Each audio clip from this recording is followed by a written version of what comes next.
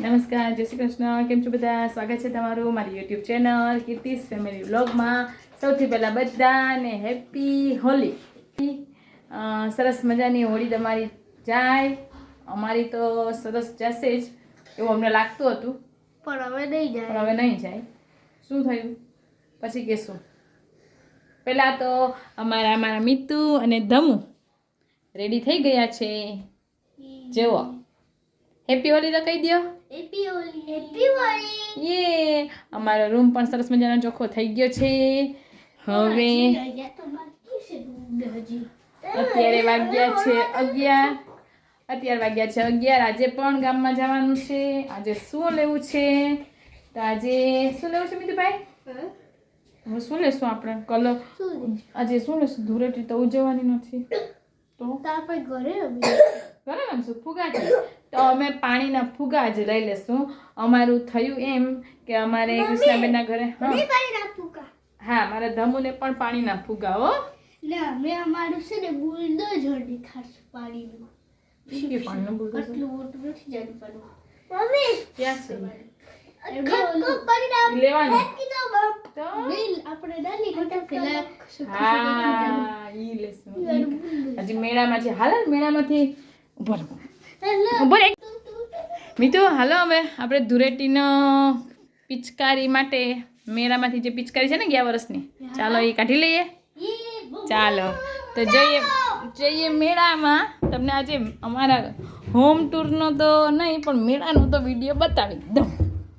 તો જો આ છે મેળો, અમારો સૌથી મોટો રૂમ મેળો અમારા મેળો છે. મને જવા દેવો તો પહેલા इधर से ऐसे जाओ. જેવો अच्छा मारो मेरो સાતમ આઠમનો મેળો ના અમારા ઘરનો મેળો. જેવા મિતુભાઈ ચડી ગયા છે. જા મિતુભાઈ હવે તમારી ધૂળેટી માટેની પિચકારી ગોતી લે. મને જાવ મને જાવ તમને જવું છે? હા અહીંયા અમારા ધમુભાઈ નહીં જવું છે. જો મેળામાં જવા દો. અમે ગયા વખતે જે લીધી હતી પિચકારી મળી ગઈ છે મિતુભાઈને. હા હા જો મિતુભાઈ ક્યાં ચડીએ તો મારે જોવું છે. જો દૂરથી બતાવું. આ રહ્યો મિતુભાઈ ના મારો ધમુભાઈ.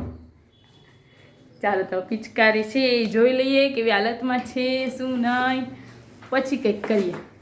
તો આવી ગઈ છે મિતુભાઈની અને ધમુભાઈની પિચકારી.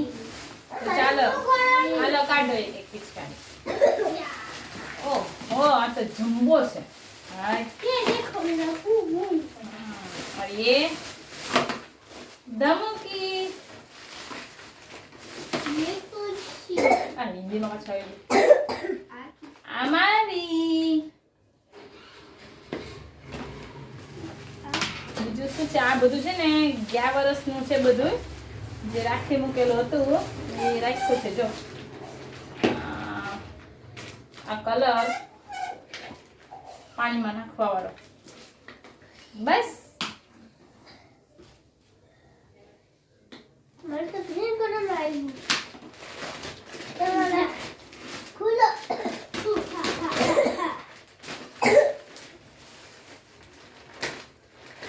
કરું મને કાઢી દઉં ને ફોટો પાડી દઉં.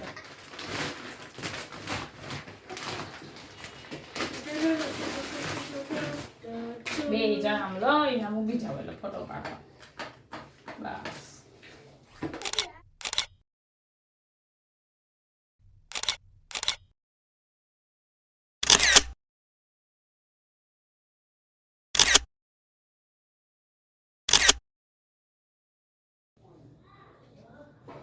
ચાલો તો અમે જે પિચકારી ગયા વર્ષની હતી બાકી એ અમે મેળામાંથી કાઢી લીધી છે. એ તમે જોઈ લીધી હશે.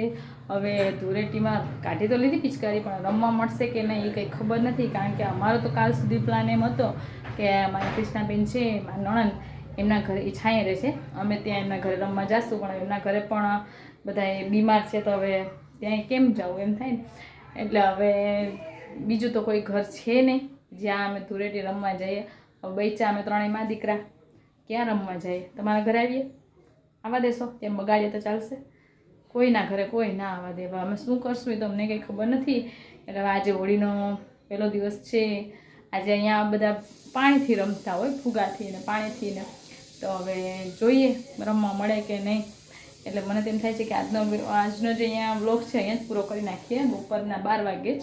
કારણ કે હવે જવાનું છે બજારે, પછી બજારેથી આવીને આજે હોળી અમે પણ રહ્યા છે. રાત્રે જ જમવાનું છે. રાત્રે હોળીની પૂજા કરશું. એનો વિડીયો પાછો અલગથી અપલોડ કરશું. એના માટે પાર્ટ 2 હોળી પાર્ટ 2ની રાહ જોજો. અને જો આટલા વચ્ચેના સમયમાં કદાચ અમને ત્રણેયને ક્યાંક હોળી રમવા માટે મળી જશે તો હોળી રમશો ને એનો વિડીયો જરૂર અપલોડ કરશું. એમ હોય તો તમે પણ થોડીક પ્રાર્થના કરી લેજો કે આ અમને ત્રણેયને ક્યાંક હોળી રમવા મળી જાય. નહીં હોય તો છેલ્લે એમાં ઘરના આંગણે એકબીજાને સાદા પાણીથી પણ રમી લેશું એવું લાગે છે.